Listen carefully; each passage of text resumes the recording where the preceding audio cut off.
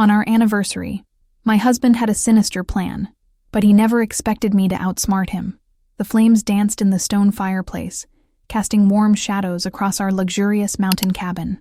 I watched the light play across Lucas's face as he poured the wine, a 2015 Bordeaux, my favorite. He'd thought of everything for our 10th anniversary celebration, down to the smallest detail. The way the crystal glasses caught the firelight, the soft jazz playing in the background, even the specific cabin he'd chosen with its breathtaking view of the valley below. Perfect. Too perfect. To us, Lucas said, raising his glass. His smile reached his eyes, but something felt off about it, like an actor hitting his mark just a fraction of a second too late. To 10 beautiful years. I clinked my glass against his, studying his face. After a decade of marriage, I knew every micro-expression, every subtle tell, the way his left eyebrow twitched slightly when he was nervous, the almost imperceptible tightening around his mouth when he was hiding something. Both were present now, though he was doing his best to mask them. "Remember our first anniversary?" I asked, testing the waters. "That terrible little Italian restaurant in Boston?" Lucas laughed, but it was rehearsed. How could I forget? The waiter spilled red wine all over my new suit. Wrong. It had been white wine, and it had landed on my dress, not his suit. A small detail, but Lucas never forgot details. Not the real Lucas. This man sitting across from me, wearing my husband's face, was playing a role. But why? "I need to use the bathroom," I said, standing carefully. "Don't drink all the wine while I'm gone." His smile flickered for just a moment. "Wouldn't dream of it." In the bathroom, I leaned against the marble counter, my heart pounding. Something was wrong. I'd felt it for weeks now. Subtle changes in Lucas's behavior, hushed phone calls that ended abruptly when I entered the room, the way he'd insisted on handling all the arrangements for this weekend getaway. But now, in this isolated cabin, miles from civilization, those small concerns were crystallizing into something darker. I opened my toiletry bag, looking for aspirin, and froze. There, tucked behind my regular prescription bottle, was another container I'd never seen before. No label, just a dozen small white pills. My hands trembled as I examined them, careful not to touch them directly. A noise outside the bathroom made me jump. I quickly replaced everything exactly as I'd found it and flushed the toilet for show.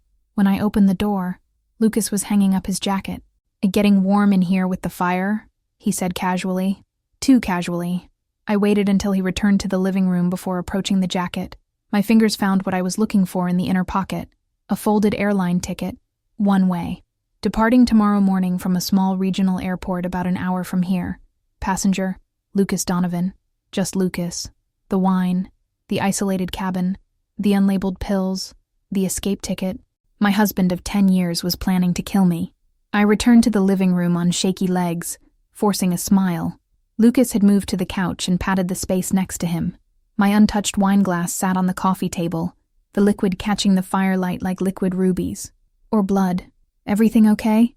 he asked. "You were in there a while." I sat beside him, fighting to keep my voice steady. "Just freshening up. It's our anniversary, after all." I reached for my wine glass, watching him from the corner of my eye. His body tensed slightly, anticipating. I brought the glass to my lips but didn't drink. "Actually, would you mind if we opened the Chardonnay instead? Red wine always gives me a headache these days." A flash of frustration crossed his face before he could hide it. "Of course, darling. Whatever you want. This is your night. My night indeed." As Lucas went to the kitchen to fetch the other wine, I pulled out my phone and sent a pre-arranged text to an unlisted number. "Signal lost. Send help." Then I deleted it and turned back to the fire, listening to Lucas open and close cabinet doors. I had suspected something was wrong for weeks. That's why I'd contacted Mark, my old friend from college, now a detective, before we left. He'd promised to keep tabs on our location and send help if I gave the signal. Now I just had to stay alive long enough for help to arrive. Lucas returned with the Chardonnay and fresh glasses. As he poured, I studied this stranger wearing my husband's face. What had happened to the man I married? The one who held me all night during thunderstorms because he knew I was afraid? The one who learned to cook Italian food just to recreate our first date? When had he decided I was worth more dead than alive? "Another toast," he suggested, handing me a fresh glass. "To new beginnings." I smiled and raised my glass. "To new beginnings." We both took a sip this time. I knew he had to avoid suspicion. The game had changed. Now we were both pretending, both acting, both waiting. But only one of us knew the whole truth. The fire crackled, and outside, snow began to fall. It was going to be a very long night. The Chardonnay tasted like ashes in my mouth, as memories from the past few months shuffled through my mind like a deck of cards, each one revealing a new sign I should have seen sooner. Lucas's sudden interest in my life insurance policy 3 months ago. Just making sure you're properly taken care of, darling. The way he'd started encouraging me to go to the gym, to eat healthier. Was he trying to make my eventual death seem more natural? A health-conscious woman, tragically succumbing to unexpected heart failure in a remote cabin. Remember when we first met? Lucas's voice pulled me from my thoughts. He was sitting closer now, one arm draped casually across the back of the couch, almost but not quite touching my shoulders. You were so focused on your laptop, you nearly knocked me over in that coffee shop. I forced a laugh, though my skin crawled at his proximity. You spilled your entire Americano on my thesis draft. The memory, once precious, now felt tainted. Had he been calculating even then? Planning for this moment across a decade of shared lives? Best coffee I ever wasted, he said, reaching out to tuck a strand of hair behind my ear. His fingers lingered on my cheek, and I fought the urge to pull away. You were so angry. But then you started laughing when you saw how mortified I was. I wondered if he was trying to remind me why I had fallen in love with him, or if he was simply enjoying the cruel irony of it all. Either way, I played along, leaning slightly into his touch. You insisted on buying me coffee every day for a week to make up for it, and by the end of that week, you agreed to have dinner with me. His voice was soft, almost wistful. For a moment, I caught a glimpse of the man I married in his eyes, but it vanished as quickly as it appeared, replaced by that careful, calculated look I'd grown to fear. The fire needed tending. I stood, grateful for any excuse to put distance between us, and walked to the fireplace. As I poked at the logs, sending sparks dancing up the chimney, I did some calculations of my own. The nearest town was 15 miles away. In this snow, even if I managed to get to the car, the winding mountain roads would be treacherous. No cell service. Lucas had made sure of that when he chose this particular cabin. And Mark, even if he'd received my text before we lost signal, how long would it take him to reach us? Cold? Lucas asked, noticing my shiver. A little. I returned to the couch, but sat at the opposite end. Tell me about work. How's the Morgan account coming along? His eyes narrowed slightly. The Morgan account had closed months ago. A test, and he'd failed it. Still finalizing the details, he said smoothly. Gregory's being particularly demanding about the terms. Gregory Morgan had died of a heart attack 6 weeks ago.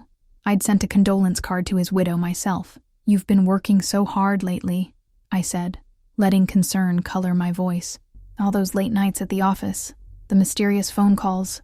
I watched his face carefully. Is everything okay, Lucas? You know you can tell me anything. For a fraction of a second, something like guilt flashed across his features. Then it was gone, replaced by a warm smile that didn't reach his eyes. Everything's fine, Sarah. Better than fine. In fact, he reached for his jacket pocket, and my heart nearly stopped. But he pulled out a small velvet box instead of a weapon.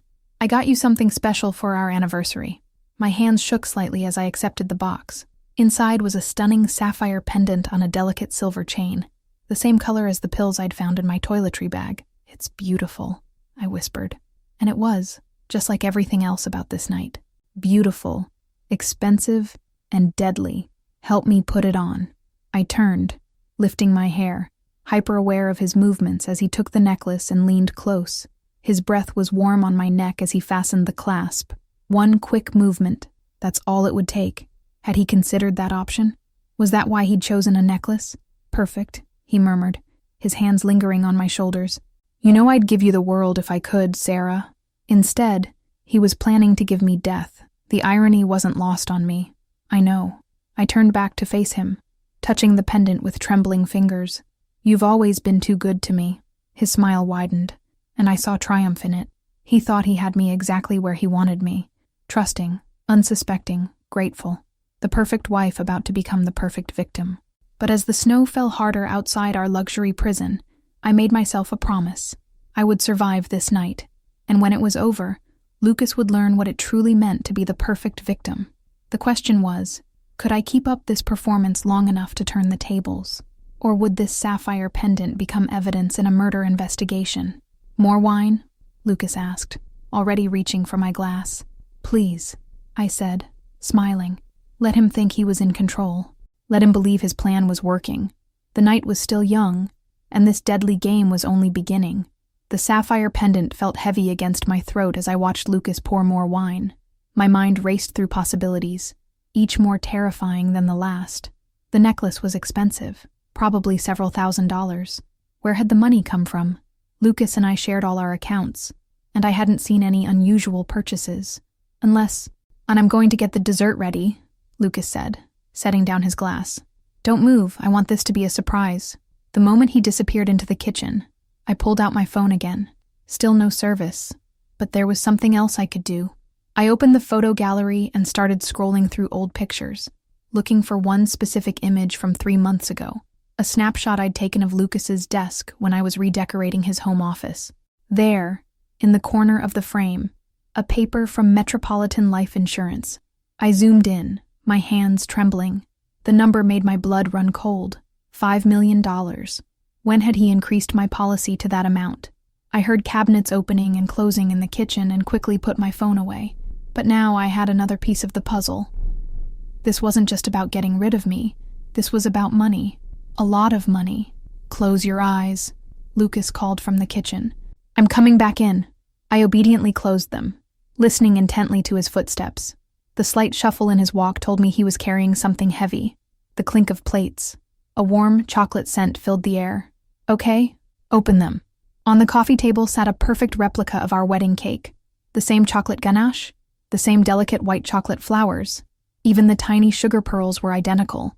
The attention to detail was stunning and horrifying. Lucas, I breathed, letting genuine amazement color my voice. How did you? I found our old wedding photos and worked with that bakery you love in the city.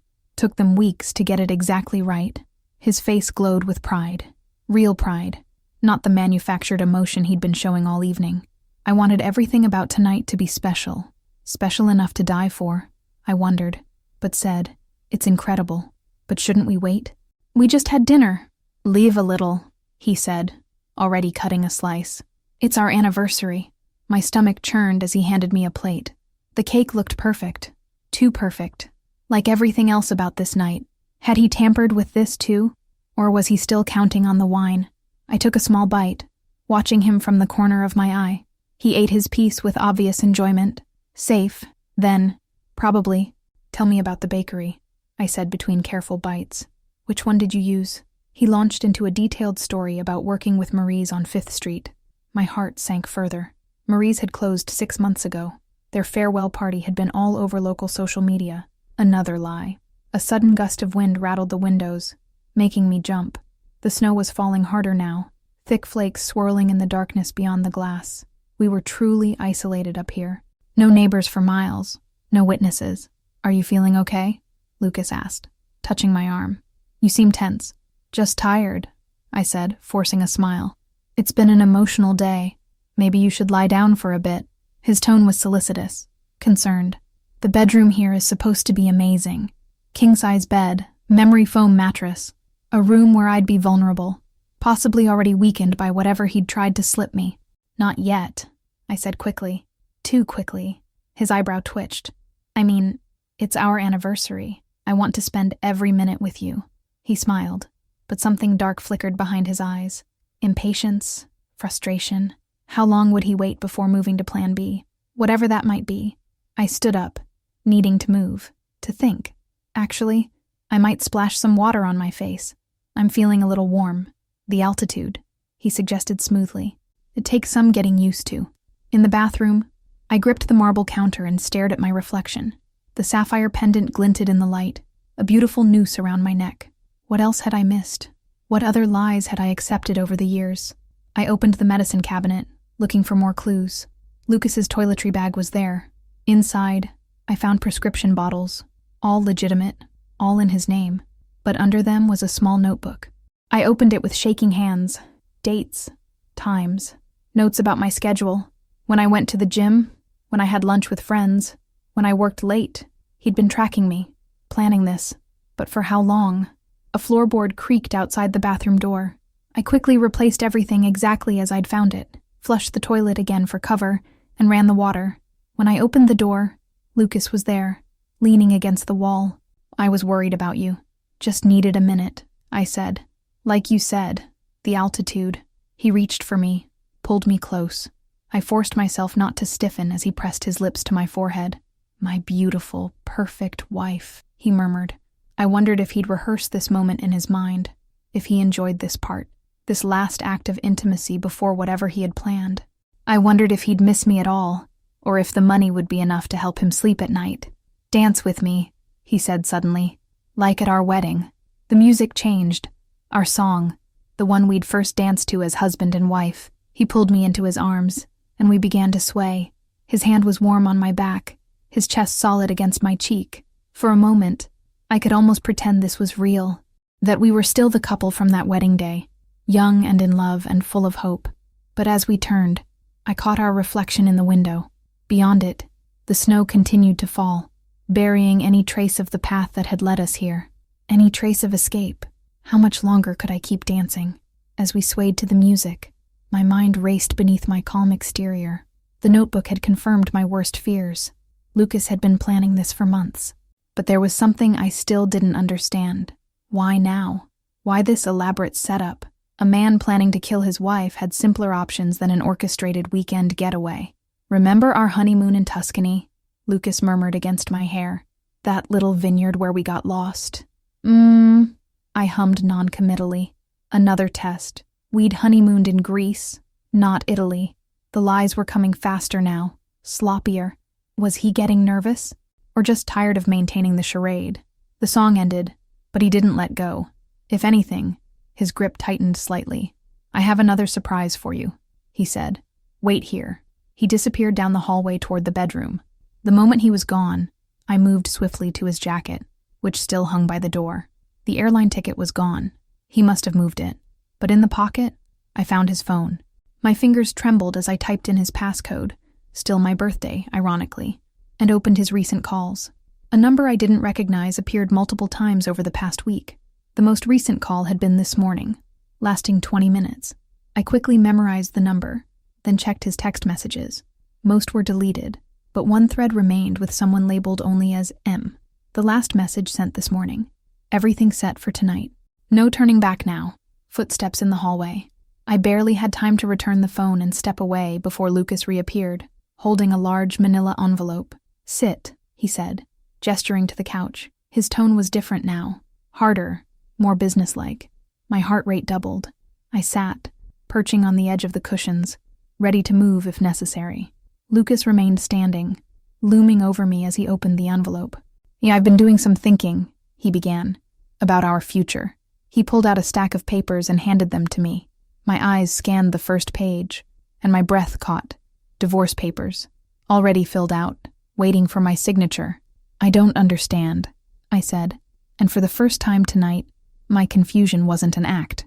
This didn't fit the pattern. Why bother with divorce papers if he was planning to kill me?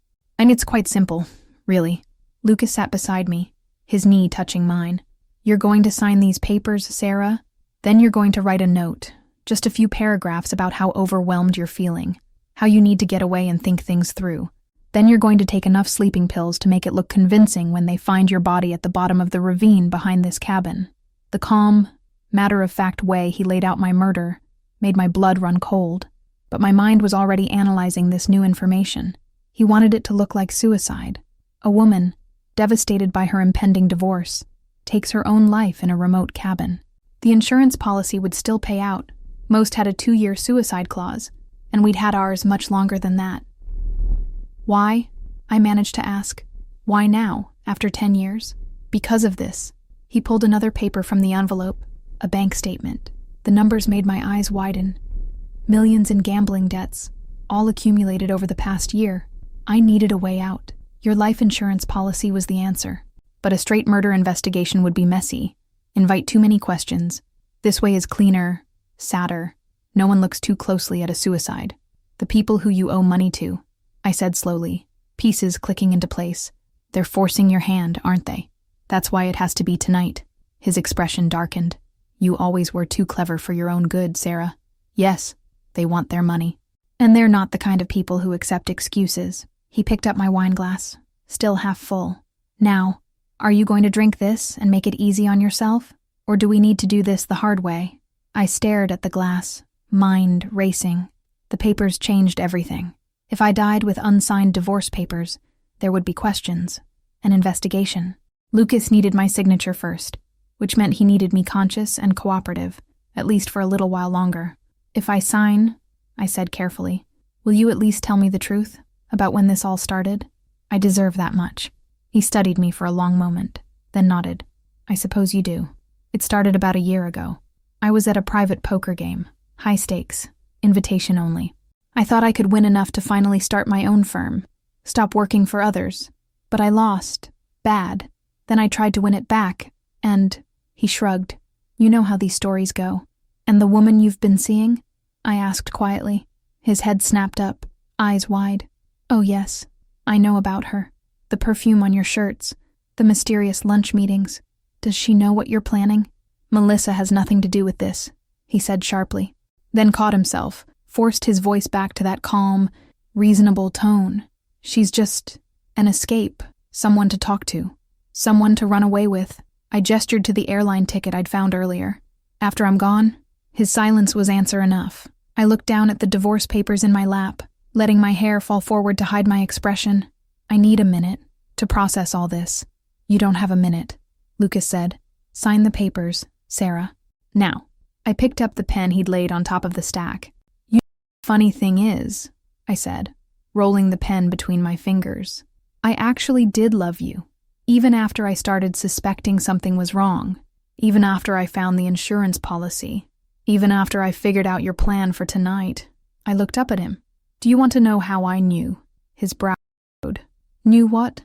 That you were going to try to kill me tonight. Would you like to know what gave you away? He stared at me, uncertainty creeping into his expression for the first time. You're stalling. No, I said softly. I'm waiting. A sudden pounding on the front door made him jump. Police! Open up! The look of shock on Lucas's face was almost worth everything I'd endured tonight. Almost. That would be Detective Reynolds, I said, standing slowly. I called him before we left the city. You see, you're not the only one who's been planning ahead. But as I moved toward the door, Lucas's shock transformed into something else, something dangerous. No, he said, reaching for me. We're not done here. Lucas moved with a speed I hadn't expected, grabbing my arm and yanking me away from the door. The divorce papers scattered across the floor as he pushed me against the wall, his forearm pressing against my throat, just above the sapphire pendant. Oh, please. Final warning. Detective Reynolds' voice boomed through the door. You stupid bitch, Lucas snarled, his carefully maintained facade crumbling completely. You have no idea what you've done. No idea who you're dealing with. I struggled to breathe, but managed to choke out. The gambling syndicate. The ones you owe millions to. His eyes widened fractionally. Then he laughed. A harsh, ugly sound. Nothing like the warm chuckle I'd grown to love over our decade together. You think this is about gambling debts? The gambling was just a cover story. A convenient explanation for all that money moving around. He leaned closer, his breath hot against my face. Tell me, Sarah, did you ever wonder why a mid-level investment banker could afford this lifestyle? The house, the cars, the vacations. My mind raced. Pieces of a new puzzle falling into place. The mysterious phone calls, the frequent business trips, the unexplained deposits in our accounts that he always had a plausible explanation for. Money laundering, I whispered. That's what this is really about, isn't it? The pounding on the door grew more intense. I could hear wood splintering. 10 years, Lucas said, ignoring the commotion. 10 years I've been building this operation, moving money for some very powerful, very dangerous people. And it was all working perfectly until 6 months ago, when someone started asking questions, started noticing discrepancies. Me, I said, remembering the night I'd found those strange transactions while doing our taxes, how I'd mentioned them to him, concerned about potential identity theft. That's why you increased my life insurance. Why it had to look like suicide. You're tying up loose ends. His grip tightened. They wanted me to handle it months ago. Said you were a liability. But I convinced them to wait. Told them I could do it cleanly, avoid suspicion. His laugh was bitter now. I actually thought I was doing you a favor. A peaceful death in your sleep. remembered as a tragic victim of depression, better than what they had planned. The door burst open with a crash. Police. Freeze! Lucas spun me around, using me as a shield. I felt something press against my ribs. A gun. Where had he been hiding it? Stay back, he shouted. One step closer and she dies. Through tears of pain and fear, I saw Detective Reynolds in the doorway, his weapon drawn. 2 other officers flanked him, their flashlight beams cutting through the dimness of the cabin. It's over, Lucas, Reynolds said calmly. Let her go. It's not over until I say it's over. Lucas started backing us toward the bedroom. Here's what's going to happen. Sarah and I are going to walk out of here. There's a back exit through the bedroom. Any of you try to follow, she gets a bullet in the spine. Once we're clear, maybe I'll let her go. Maybe... I caught Reynolds' eye and gave a tiny nod. We'd known each other since college. He'd been the best man at my wedding. And right now, he was my only chance. The cabin's surrounded, Reynolds said. There's nowhere to go. Think about Sarah, about what you're doing. I am thinking about Sarah, Lucas snapped. I'm thinking about how she couldn't leave well enough alone, how she had to go digging into things that didn't concern her, how she... I chose that moment to act. Lucas was distracted. His grip slightly loosened. I drove my elbow back into his solar plexus with all my strength, just like I'd learned in those self-defense classes I'd started taking after my suspicions about Lucas first arose. As he doubled over, I twisted away, the sapphire pendant ripping from my neck. A gunshot exploded in the confined space. Something hot grazed my arm. I stumbled forward as Reynolds and his officers rushed in. Lucas's enraged roar turned into a cry of pain. More shouting, more scuffling. Then silence. I found myself on the floor, my back against the wall, breathing hard. My arm was bleeding where the bullet had clipped me, but the wound was superficial. Reynolds knelt beside me while his officers handcuffed Lucas, who was face down on the carpet, cursing steadily. You okay? Reynolds asked softly. I nodded, unable to speak just yet. Across the room, I saw the sapphire pendant lying broken on the floor. Its chain snapped, the stone's facets catching the light one last time, before an officer's boot accidentally kicked it under the couch. We need to get you both out of here, Reynolds said.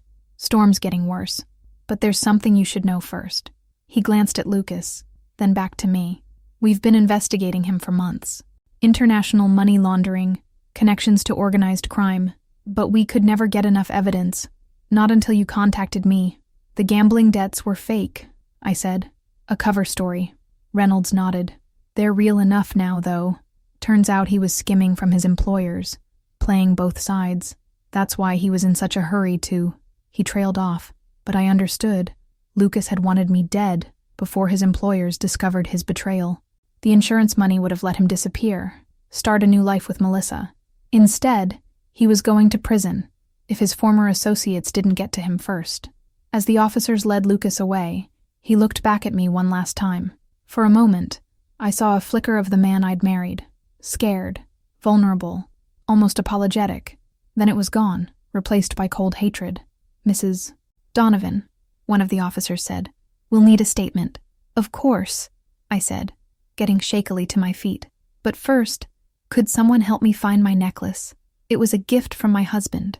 Reynolds gave me an odd look, but nodded to one of his officers. As they searched for the pendant, I stared out the window at the swirling snow. 10 years of marriage, 10 years of lies. And all I had to show for it was a broken necklace and a graze from a bullet meant to kill me. Some anniversary gift. The interview room at the Mountain District Police Station smelled of stale coffee and wet wool. I sat wrapped in a scratchy emergency blanket, my arm properly bandaged, staring at the statement I'd just signed. The words seemed to blur together. Attempted murder, conspiracy, international criminal organization. How could 10 years of marriage be reduced to such cold, legal terms? Here, Detective Reynolds set a steaming cup of tea in front of me. It's not great, but it's hot. I wrapped my hands around the paper cup, grateful for its warmth. The adrenaline was wearing off, leaving me shaky and hollow. Have you questioned him yet? Mark, I couldn't think of him as Reynolds now, not after everything. Pulled up a chair. He's not talking, but his phone is. That number you memorized led us straight to his contact in the organization. They're picking her up now. Melissa? I asked, though I already knew the answer. He nodded. Real name Marina Kostov. She's been their financial coordinator for the past 15 years. The affair with Lucas. all part of keeping him in line, making sure he didn't get any ideas about running off with their money. He paused, studying my face, which he did anyway. I took a sip of tea, letting the hot liquid burn away the taste of bitter realizations. So even his betrayal of me was a lie. He wasn't planning to run away with her. He was just trying to save himself. From what we've uncovered so far, he's been skimming money from their operations for at least 2 years. Small amounts at first, then larger sums as he got bolder. They were starting to suspect, which is why they sent Marina to get closer to him. Mark leaned forward, his voice gentler. Sarah, I need to ask, did you ever suspect about the money laundering? I closed my eyes, remembering 1,000 little oddities that I'd dismissed over the years. The late-night phone calls in languages I didn't recognize. The mysterious business partners who never came to dinner. The way Lucas insisted on handling all our finances himself. I knew something was wrong, I said finally. But I thought, God, it sounds so stupid now. I thought maybe he was setting up a surprise business, a secret venture he was going to reveal when it was successful. I laughed, the sound brittle in the quiet room. Instead, he was building an empire of blood money, and I was just another asset to be managed. Don't, Mark said sharply. And don't blame yourself for trusting your husband. Why not? I'm trained to spot financial irregularities. It's literally my job. How did I miss this? Because he was good at what he did, and because love makes us blind sometimes. He pushed a folder across the table. But you weren't as blind as you think. Look at these. I opened the folder. Inside were printouts of emails I'd sent to our accountant over the years, questioning various transactions, requests for clarification about business expenses that never quite added up, small discrepancies I'd noticed and reported, only to be assured by Lucas that everything was in order. You were seeing the pieces, Mark said. You just didn't have the whole picture. None of us did.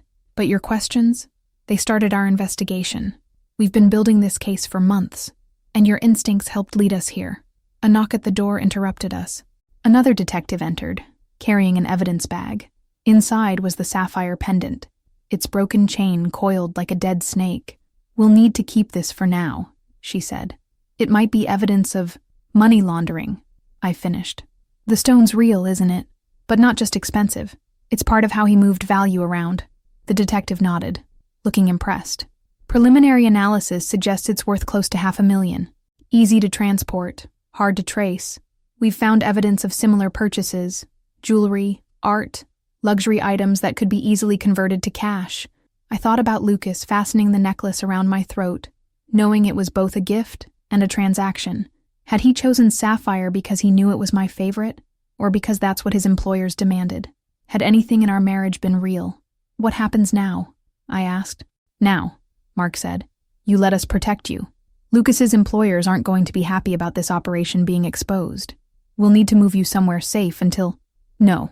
I straightened in my chair, feeling strength return to my spine. I'm not running. I'm not hiding.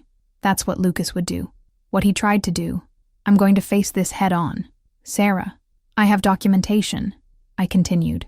Years of records that didn't quite make sense. Give me access to Lucas's files, and I can help you trace every dollar, every transaction. I can help you burn their whole operation to the ground. It's dangerous, Mark warned. These people already tried to kill me once, I cut in, and I survived. Besides, I managed a small, fierce smile. I think I've earned the right to see this through. Mark studied me for a long moment, then nodded slowly. Okay, but we do this by the book. You work with us, under protection. No lone wolf stuff. Agreed. I took another sip of tea, grimacing at the bitterness. You know what the worst part is? Tomorrow's actually our anniversary. The cabin was just the prelude. He had dinner reservations at Le Cirque, my favorite restaurant. Probably planned to kill me there if tonight didn't work out. We'll cancel those for you. No, I said, surprising myself. Keep them. In fact, I pulled out my phone, ignored the dozens of missed calls and messages, and opened my calendar. Book the reservation for next year. Same day, same time. Sarah. Because 1 year from tomorrow, I want to sit in that restaurant and celebrate. Not my anniversary, but my survival. My freedom. I met his concerned gaze steadily. And maybe, by then, we'll have enough evidence to make sure Lucas and his entire organization spend the rest of their lives in prison. Mark's expression softened into something like pride. Okay, 1 year from tomorrow. But until then, we have work to do. I pushed aside the emergency blanket and stood up, starting with those financial records. Lucas always said I was too clever for my own good. Time to prove him right. The safe house they moved me to was a modest 3-bedroom ranch on the outskirts of the city, with security cameras disguised as garden lights and unmarked police cars rotating shifts at both ends of the street. I'd been here for 3 days, surrounded by boxes of financial records and a laptop loaded with Lucas's seized hard drives. The dining room table had become my command center, covered in spreadsheets, bank statements, and sticky notes in my increasingly frantic handwriting. Found another one. I called out to Agent Chen, my assigned FBI liaison. She appeared in the doorway, coffee cup in hand. I pointed to a line item on my screen. Wire transfer to a shell company in the Cayman Islands. But look at the amount. She leaned over my shoulder. $247,916.42. Now look at this. I pulled up another document. Purchase order for industrial cleaning supplies, dated 3 days later. Total cost, $247,916.42. She finished. Exact match. They were hiding illegal transactions in plain sight, I explained, feeling a familiar surge of bitter pride at Lucas's ingenuity. Each illegal transfer is masked by a legitimate-looking business expense. The amounts match perfectly, so if anyone looks at the total cash flow, everything balances. Smart, Chen admitted. Must have taken incredible attention to detail to maintain this system. I thought about all the times Lucas had worked late, claiming he was reconciling accounts. All the weekends spent catching up on paperwork. He'd been meticulous, thorough, passionate about his work. I just hadn't known what that work really was. The better news, I continued, is that now we know the pattern, we can trace it backwards. Every matching transfer purchase pair is probably dirty money, and I've found dozens already. My phone buzzed. Another call from Lucas's mother. I declined it, just like I had the previous 20 times she'd tried to reach me. How could I tell her that her perfect son, her brilliant boy who'd made everyone so proud, was actually a criminal mastermind? That the lifestyle she'd bragged about to all her friends had been built on blood money. You should get some rest, Chen said, noticing my exhaustion. You've been at this for hours. I'm fine. I rubbed my eyes, trying to focus on the screen. Just need more coffee. Sarah. Her voice was gentle but firm. You're not just looking for evidence anymore. You're looking for answers. About your marriage. About Lucas. I wanted to deny it, but she was right. Every transaction I traced, every document I analyzed, felt like archaeology, digging through the layers of my married life, trying to understand what had been real and what had been carefully constructed fiction. Did you know, I said, staring at the screen, that 3 years ago, Lucas surprised me with a trip to Paris for my birthday, 5 days at the Georges Feyde's, private tours of the Louvre, dinner at Guy Savoy. I thought it was the most romantic thing anyone had ever done for me. I pulled up another spreadsheet. Turns out it was just cover for a series of meetings with their European partners. The museum tours happened while he was laundering money through art acquisitions. Even our romantic dinners were business meetings. I just didn't know it because I don't speak Russian. That doesn't mean he didn't care about you, Chen offered. Doesn't it? I turned to face her. He was going to kill me, Karen. He spent months planning my murder. The man I built a life with, shared a bed with, was willing to watch me die to save himself. And yet, she gestured at the laptop, the piles of evidence I'd helped accumulate. You're still trying to understand him, still trying to make sense of it all, because I need to know if any of it was real, if I was just another transaction to him, another line item in his grand scheme. My voice cracked. I need to know if he ever loved me at all. Chen sat down beside me, her expression softening. My first undercover assignment, she said quietly. I spent 18 months infiltrating a drug trafficking ring. By the end, I couldn't remember who I really was anymore. The line between my real self and my cover story got so blurry. She shook her head. What I'm trying to say is, maybe Lucas lost himself too. Maybe he started out playing a role, the loving husband, the successful businessman, and somewhere along the way, the lines blurred for him too. That's supposed to make me feel better. No, but it might help you understand. And from what I've seen of you these past few days, understanding is what you're really looking for. I turned back to the laptop, to the endless columns of numbers that represented a decade of deception. Understanding won't change anything, won't undo what he did, what he was going to do. No, Chen agreed, but it might help you move forward. My phone buzzed again, this time a text from Mark, Marina talking, says there's a bigger fish Coming over. I straightened in my chair, feeling a fresh surge of energy. Forward can wait. Right now. We have a new lead. Chen read the text over my shoulder and nodded. I'll get fresh coffee. I stared at the spreadsheets, at the evidence of Lucas's betrayal laid out in cold, hard numbers. Maybe Chen was right. Maybe understanding him wouldn't change anything. But taking down the organization he'd served, that might change everything. I flexed my fingers over the keyboard, ready to dive back in. Lucas had always praised my attention to detail, my ability to spot patterns others missed. Time to show him just how right he'd been. Mark arrived 20 minutes later. His tie loosened, dark circles under his eyes, suggesting he hadn't slept much since the night at the cabin. He wasn't alone. A tall man in an expensive suit followed him in, carrying a leather briefcase. Sarah, this is Special Agent Victor Ramirez, FBI Organized Crime Division, Mark said. He's been tracking Lucas's organization for the past 5 years. I studied Ramirez as we shook hands. His grip was firm, his gaze direct. 5 years. Then you knew. About Lucas. About what he was doing. We knew parts, Ramirez admitted, setting his briefcase on the table. But your husband was very good at covering his tracks. Every time we got close, the evidence would disappear. Witnesses would go silent. Leads would dry up. He gestured at my laptop. Until now. Marina's talking, Mark added. But what she's saying, it's bigger than we thought. Much bigger. Chen brought more coffee as Ramirez opened his briefcase. He spread photographs across the table. Surveillance shots. Security camera stills. Documents. I recognized Lucas in several of them. Always in the background. Always partially obscured.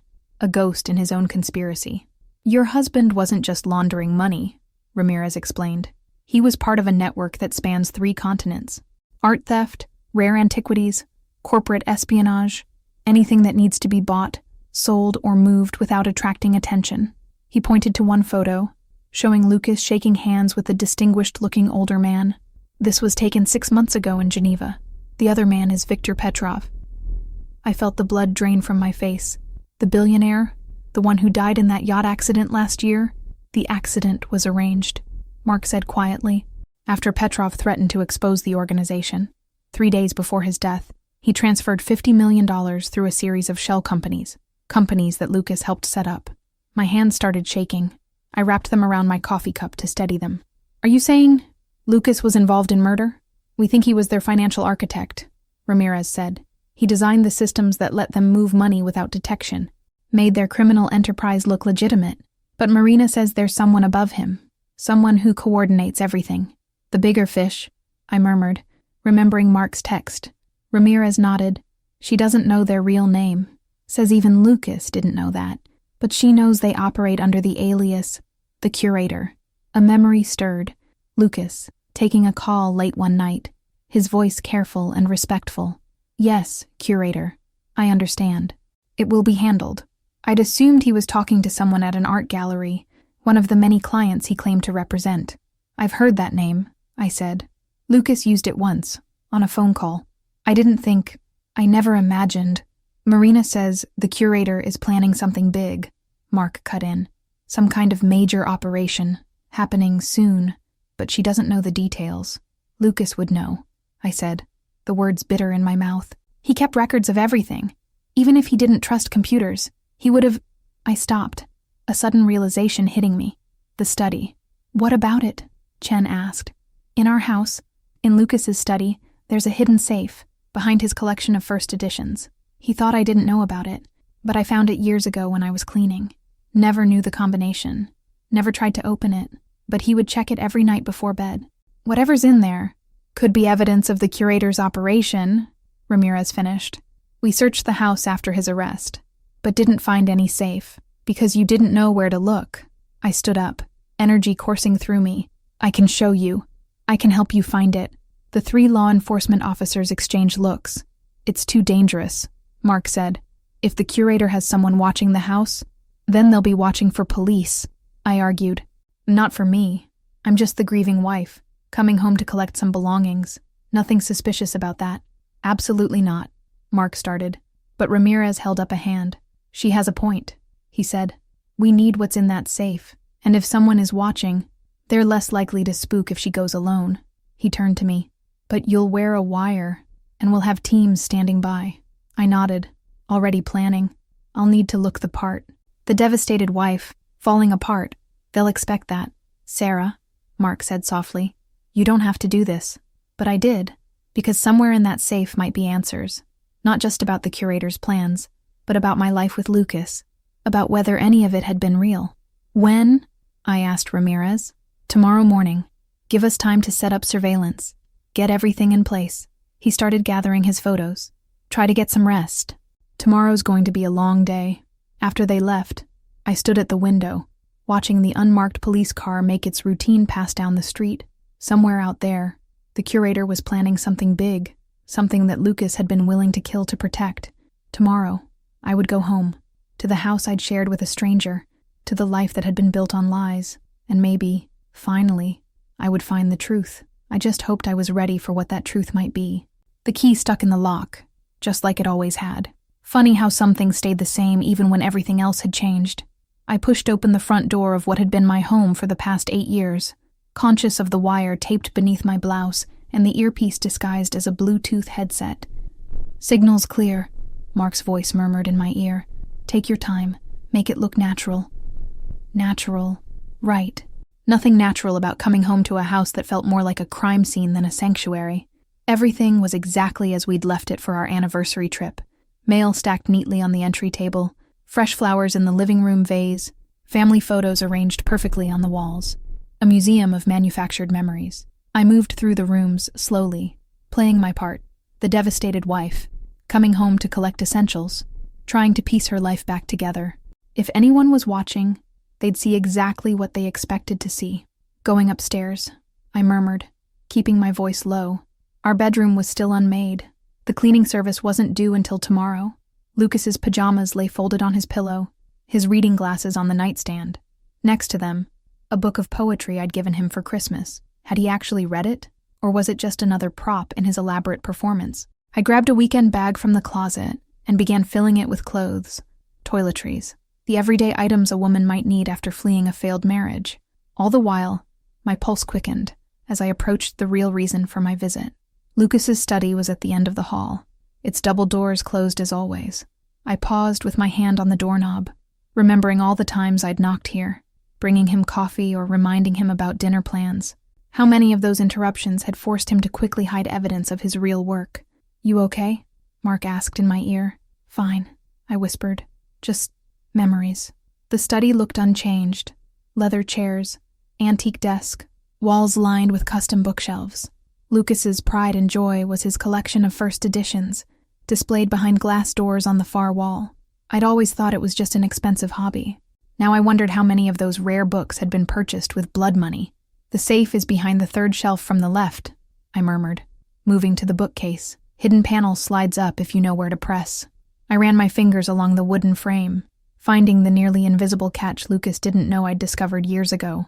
The panel slid up smoothly, revealing the safe embedded in the wall.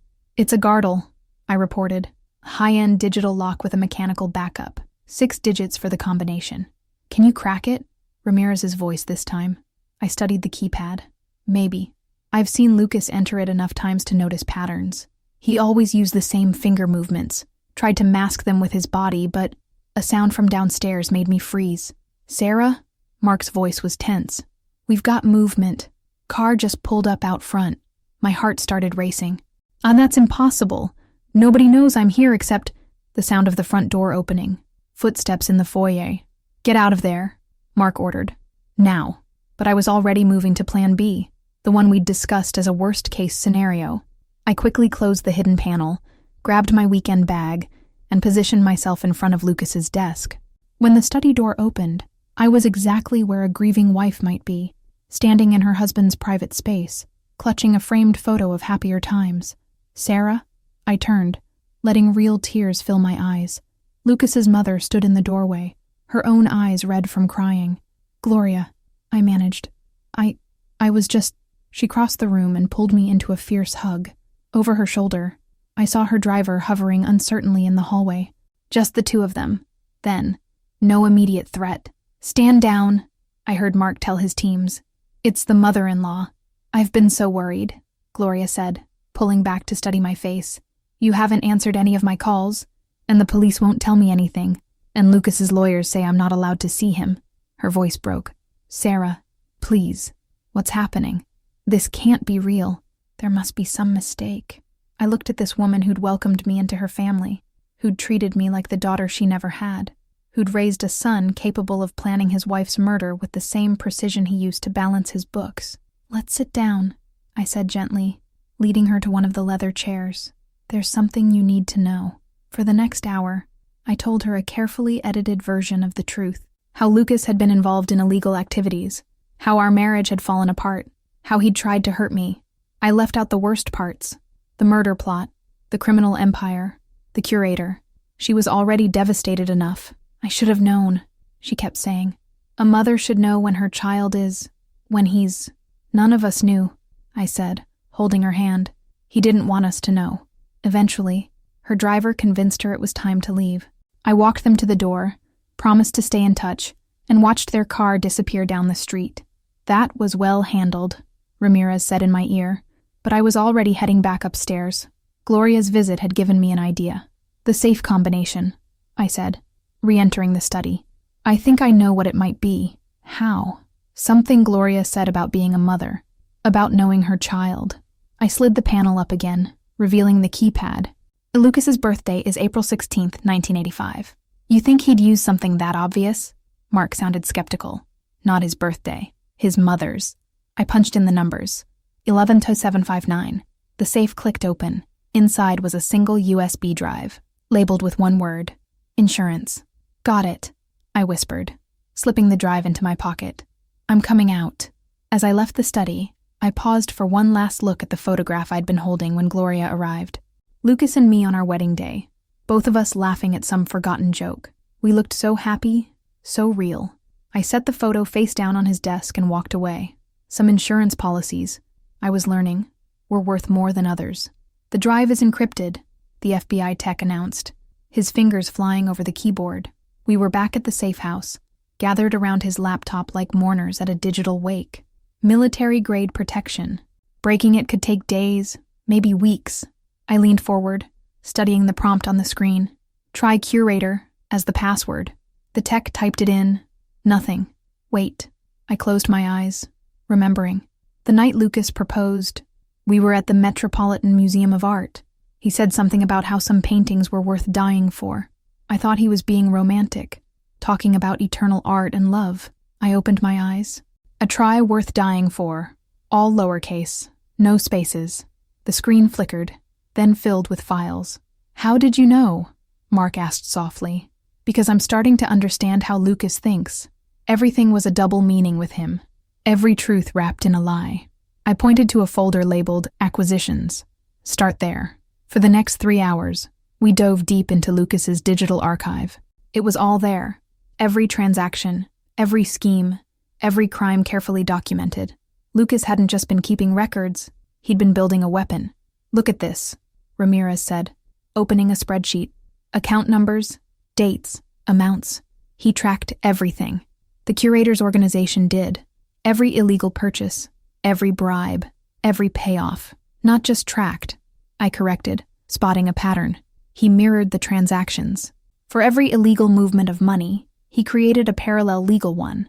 The organization thought he was just hiding their activities, but he was actually creating a paper trail, Mark finished. One that could be used to expose everything. "Insurance," Chen murmured. "That's what he meant. This isn't just evidence, it's leverage."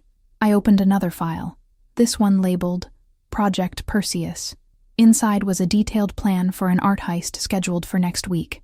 The target, a private collection of Renaissance masterpieces being transported from Europe to a new museum in New York. "The curator's big operation," Ramirez said, reading over my shoulder. "Worth hundreds of millions." But I was looking at something else. A small note in the margin of the planning document. S would have loved the Botticelli. My throat tightened. Lucas had written that, knowing I'd always been fascinated by Renaissance art. Even while planning a massive crime, some part of him had thought of me. "Sarah?" Mark's voice was gentle. "You okay?" "He knew," I said, still staring at that small note. "He knew someday it would all fall apart. That's why he kept these records, not just for leverage, but as a way out, a way to protect himself when everything came crashing down. And now we can use it to take down the entire organization, Ramirez said. Let's stop the heist, arrest the curator, end all of it. No, I said, an idea forming. We can do better than that. They all looked at me. The curator doesn't know we have this, I explained. Doesn't know their perfect plan has been compromised. So instead of stopping the heist, we let it happen. Chen caught on. Use it to catch them all in the act. But we'd need inside knowledge, Mark objected. Someone who understands their methods, their protocols. They have that, a new voice said from the doorway. We all turned. Lucas stood there in an orange jumpsuit, handcuffed, flanked by 2 guards. His eyes found mine. Hello, Sarah. I forced myself to hold his gaze. Why are you here? Because I requested him, Ramirez said. We need his help to make this work. No. Mark stepped between Lucas and me. It's too dangerous. He could warn them, tip them off. I won't, Lucas said quietly. Because Sarah's right. I always knew this day would come. Always kept an escape route ready. But I never thought. He swallowed hard. I never thought it would cost me you. It didn't cost you me, I said, my voice sharp. You threw me away. Were willing to kill me to save yourself. Yes. His honesty surprised me, and I'll spend the rest of my life trying to atone for that. Let me help. Let me do one right thing. I studied him. This man I'd loved. This stranger I'd married. The guards had allowed him to dress in his own clothes under the jumpsuit. He'd chosen the blue shirt I'd given him last Christmas. Another message. Another hidden meaning. If we do this, I said finally, it's not for you. It's not for redemption or atonement, or whatever you're looking for. It's for justice. I know. The ghost of a smile touched his lips. You always were better than me, Sarah. Smarter too. I just never admitted it until it was too late. I turned back to the laptop, to the evidence of a life built on deception. Then let's get to work. Tell us everything about Project Perseus. Lucas moved to the table, his chains clinking softly. As he began to speak, I opened a blank document and started typing. One way or another, this story was going to end. I just hadn't decided yet if Lucas would survive the final chapter. The Metropolitan Museum's loading dock was eerily quiet at 3 a.m. I sat in the surveillance van, watching multiple screens showing different angles of the museum's exterior. Next to me, Lucas pointed out blind spots in the security coverage, gaps he'd identified months ago when planning this heist for the curator. They'll have their own people inside already, he explained, his handcuffs rattling as he gestured to a service entrance. Probably posed as part of the cleaning crew. Standard procedure is to have them in place at least 24 hours before the operation. We know, I said coldly. We found them and replaced them with our people yesterday. He glanced at me, something like admiration in his eyes. You're better at this than I ever was. That's not a compliment. The van fell silent, except for the soft hum of electronics. Through the monitors, we watched FBI agents disguised as security guards patrolling their assigned routes. Everything had to look normal. The curator's surveillance teams would be watching. 10 minutes to transport arrival. Mark's voice crackled through our headsets. He was coordinating from a command center 2 blocks away. I checked my reflection in the van's darkened window, adjusting my museum curator's ID badge. The irony of the title wasn't lost on me. Sarah, Lucas started. Don't. I kept my eyes on the screens. Whatever you're going to say, whatever explanation or justification you've prepared, I don't want to hear it. I was just going to say, be careful. The curator. They're not what you expect. Before I could respond, a message came through. The transport trucks were approaching, right on schedule. I stood, smoothing my skirt. The plan was simple. I would pose as the curator supervising the arrival of the Renaissance collection. Lucas had confirmed that the curator always liked to be present for major acquisitions, usually disguised as part of the processing team. Once they revealed themselves, the FBI would move in. Remember? Ramirez said from his position near the museum entrance. We need to catch them in the act. Let them start the heist before we move. I headed for the door, but Lucas's voice stopped me. The Botticelli, he said quietly. The one I mentioned in my notes. It wasn't just because you love Renaissance art. It was because of what it depicts. Perseus rescuing Andromeda. He met my eyes. Sometimes the hero isn't who you expect. I left without responding, but his words echoed in my head as I walked toward the loading dock. The cool night air carried the first hint of dawn. The transport trucks backed in precisely at 3:15 a.m. I watched the drivers execute perfect backing maneuvers into the loading bay. Too perfect. These aren't the real transport drivers. I subvocalized into my hidden mic. The lead driver's hands are manicured. No professional trucker has nails like that. Confirmed. Mark responded. These are the curator's people.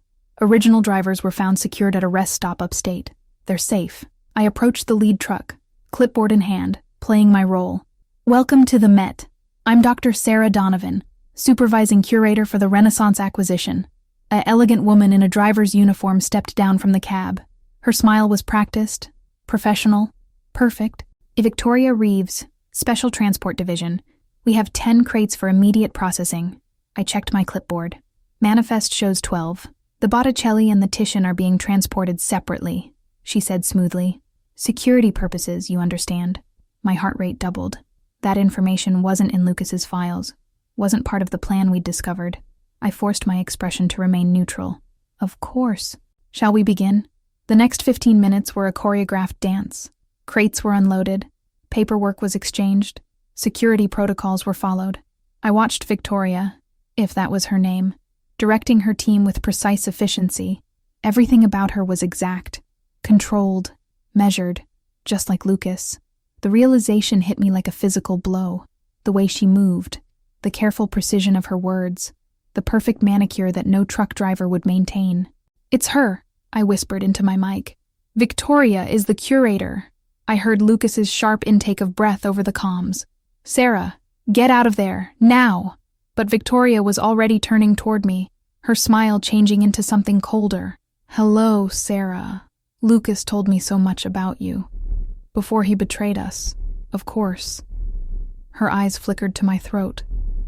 I see you're not wearing the sapphire pendant. Pity. It suited you. Around us, her team was smoothly drawing weapons. Real guns replacing the prop ones they'd carried as transport crew. You knew, I said, this whole time, that Lucas kept records? That he was building a case against us? Of course. Why do you think I assigned him to eliminate you? Her smile widened. He thought he was so clever, creating his insurance policy. But he never realized he wasn't the only one with a backup plan. Sarah, we're moving in, Mark's voice urged in my ear. Too late, Victoria said, clearly hearing the transmission through her own surveillance. By now my people have disabled your teams, jammed your communications. In about 30 seconds, that earpiece will go dead. She drew her own weapon, pointing it at my heart. The only question is whether you'll still be alive to notice. The museum's security lights flickered and died. Emergency lighting cast red shadows across Victoria's face as she stepped closer. You know what the real irony is? She asked. Lucas actually loved you. That's what made him vulnerable, made him sloppy. She clicked off the safety. Love is a weakness in our business, one I never suffered from. My earpiece crackled with static, then went silent. I was alone.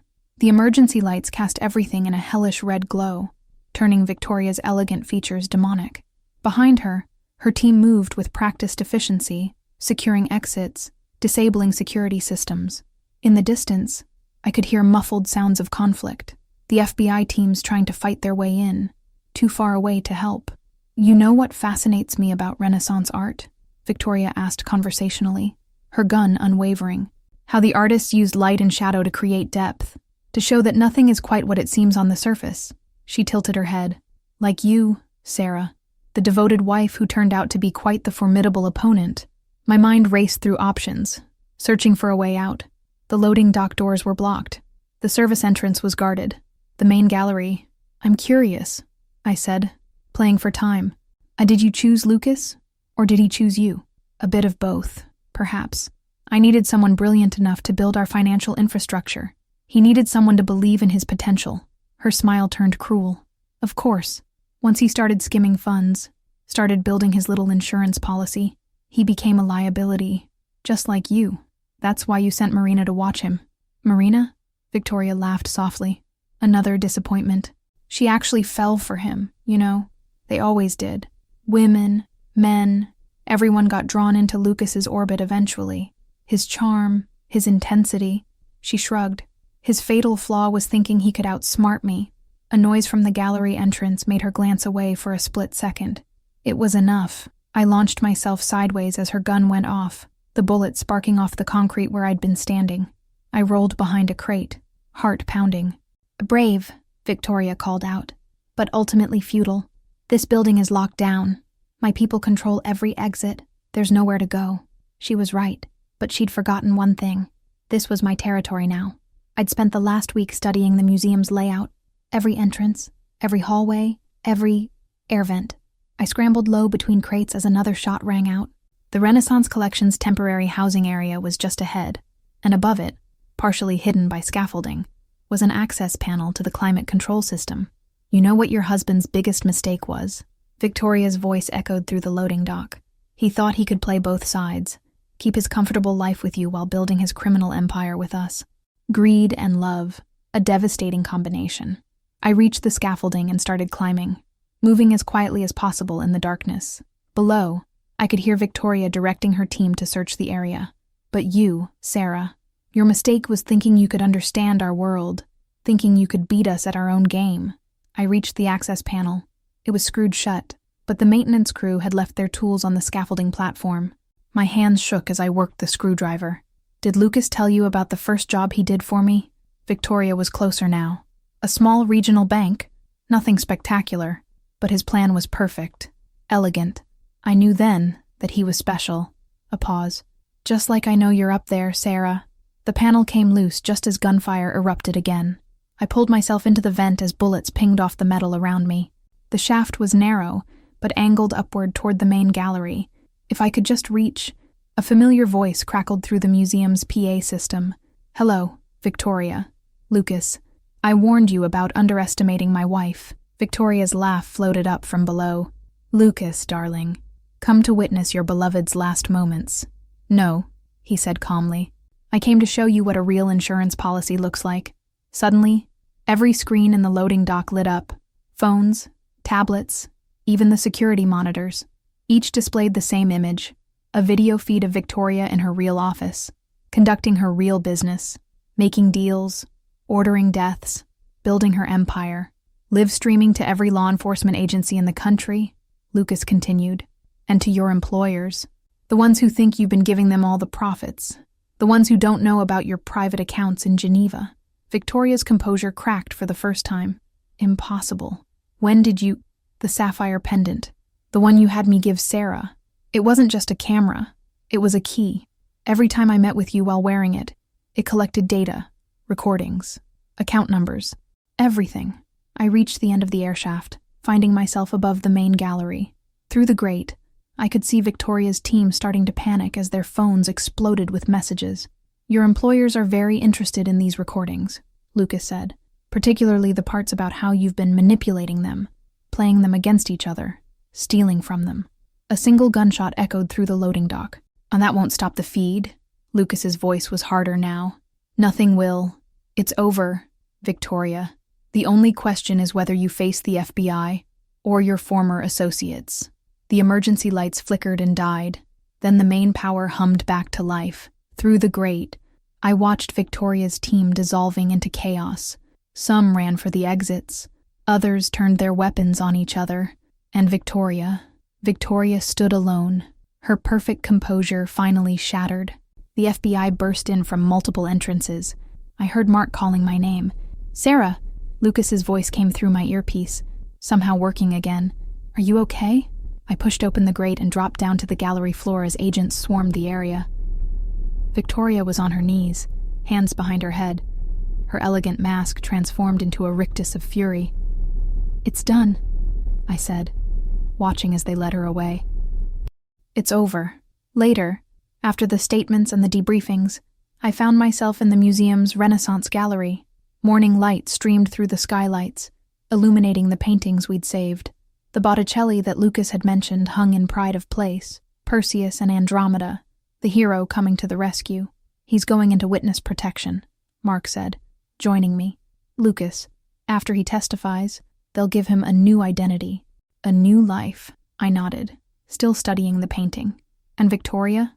"Her former employers got to her before we could transfer her to federal custody." He hesitated. "It wasn't pretty.